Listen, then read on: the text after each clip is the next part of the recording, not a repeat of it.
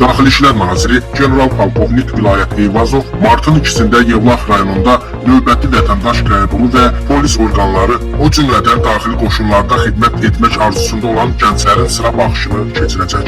Yevlax rayon polis şöbəsinin inzibati binasında baş tutulacaq qəbulda Yevlax, Mingəçevir, Ağdaş, Ucar və Kürdəmir rayonlarının sakinləri iştirak edə bilərlər. Qəbula yazılmaq istəyən vətəndaşlar Nazirliyin səlahiyyətlərinə aid məsələlərlə bağlı 1-3 ay 2026-cı il tarixinədək yaşadıkları ərazinin polis orqanına, habelə Nazirliyin e-polis mobil tətbiqinə e-xidmət.mia.gov.az elektron xidmət portalı vasitəsilə və sosial şəbəkələrdəki səhifələrinə müraciət edə bilərlər. Polis orqanları və daxili qoşunlarda xidmət etmək arzusunda olan namizədlərin sıra baxışı martın 2-də saat 08:00-da Yevlax Olimpiya İdman kompleksində keçiriləcək. Qeyd edək ki, qəbula və sıra baxışına gələnlərdən şəxsiyyət vəsiqəsi tələb olunur.